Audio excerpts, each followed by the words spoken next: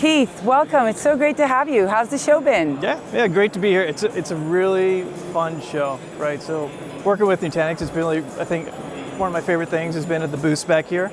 Yeah. Talking with the experts, figuring out, like, I'm a technologist, so I nerd out over like different technologies. So learning about NAI, the Kubernetes stack, like your observability platforms, right?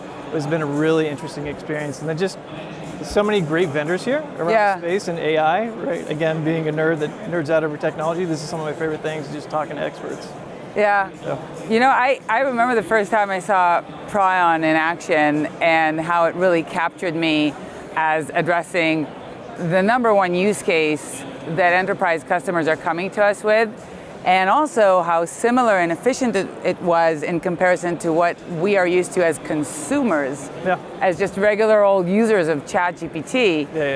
And so one of the questions that's really interesting for me is, what have you seen from your end when it comes to enterprise adoption of AI? So we come into this moment in time with all these expectations from what we're used to doing at home. How is the enterprising reacting to that? How are they getting to real adoption in the business? Yeah, it's really, really interesting. And I come from, when we're talking about AI in my world is large language models, the ChatGPTs of the world and things like that. And fundamentally what I do at Pryon is really federally focused, so I'm really heavily with the federal arm and with the DoD in particular. And so what's interesting about AI is that AI is one of the fastest growing technologies in the world today, right? The fundamental difference is that the DoD is probably one of the slowest adopters of technology in the world today, right? So it's kind of an interesting Nothing personal. Yeah, I mean, nothing personal. I was military for 10 years, so I think I could say that. But when we're looking at adoption, especially kind of in the federal space, there's a couple different phases it goes through. I think the first one is really around identification of technologies that are beneficial, which I think by and large, commercial, federal, I think we're well past that. Everybody knows the value large language models and generative AI can bring to your organization. I think it's really on to the next phase, which is really around adoption, right? So, and I think even commercial and federal are struggling with this, like, where do we best apply the technology in a safe and secure way?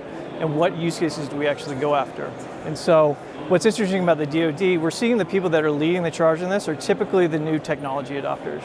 A lot of the research laboratories like AFRL, Air Force's Research Laboratory, Armor's Research Laboratory, they have LLMs that are deployed, like Nipper GPT or Camo GPT. If you're part of the DoD, you're probably very familiar with these terms. It's getting those technologies in the hands of the users.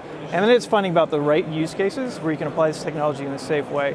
So it's a lot of education, right? What can the technology do and what are the risks? And so we're seeing a lot of adoption with knowledge management. It's kind of like the bread and butter of what like RAG applies to. How do you find information quickly?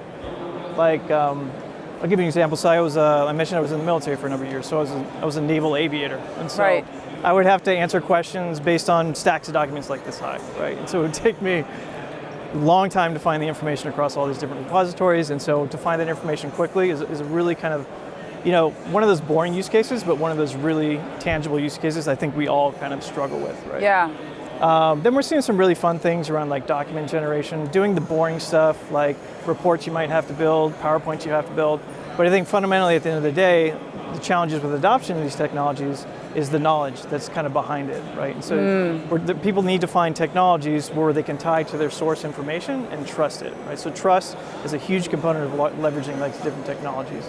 And so further along kind of the adoption is where once you have a use case, once you've proven out the value, once you identify the risk, is moving on to scaling it to the organization.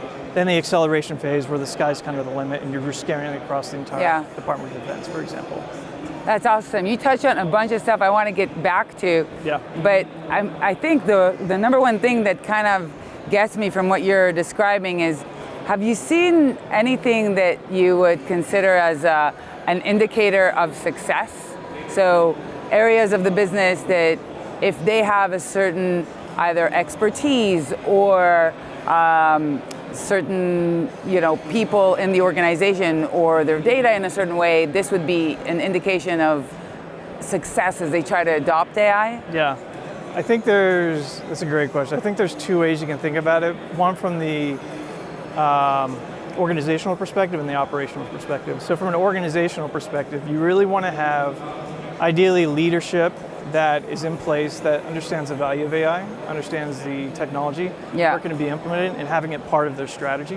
And then having a stakeholder inside the organization that knows deeply an area of expertise where that can be applied. Right? So I think a combination of those two from an organizational perspective is by and large what's going to achieve success with not only applying the right technology, but finding success and adoption in your organization.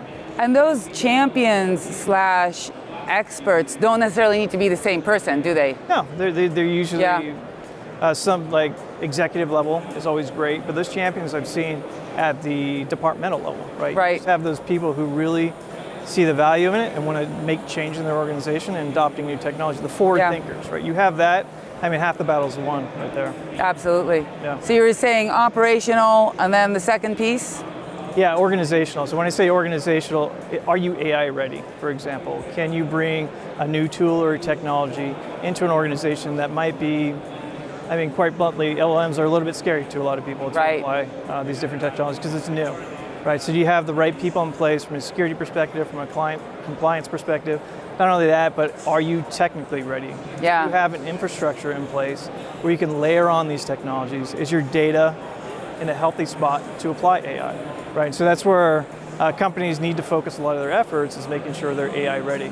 And so there's ways of shortcutting that with working with different partners that can provide infrastructure services to bring that solution to help organizations get AI ready, like Nutanix. So that's a wonderful segue to something that we've spoken to Pryon a lot about, and part of why our partnership has become so strong is because at Nutanix, what we're seeing, and part of the call to action that we were answering is the need for AI to come on-prem. Yeah. So how have your customers been dealing with this, right? What have you been seeing as far as that shift back from the cloud, and what have been some of the kind of incentives or considerations for moving things back on-prem? Yeah, so working in the DoD, I mean, this is forefront to a lot of the clients I work with, because working with the DoD, you have access to very secret information. I was with a client the other day, and I had to badge in through 3 different doors just to get to a computer to access the data that has our AI system on top of it. So, and that was an on-prem deployment. The reason you want to go on-prem is because you're concerned about safety, security, compliance, and control, right? You want to control your data, your ecosystem, what users have access to it, and just on-prem just lets you do that. The time to value is also huge with on-prem. It's the ability to kind of deploy an entire stack into an organization very quickly to get AI up and running is one of the things like a lot of clients look at as an option to have not only that full control, that security, that compliance, but that time to value of actually implementing AI. So how's the partnership with Nutanix served you in that respect? So some of my biggest headaches you guys help solve, right? So I love hearing that. I need organizations that are AI ready.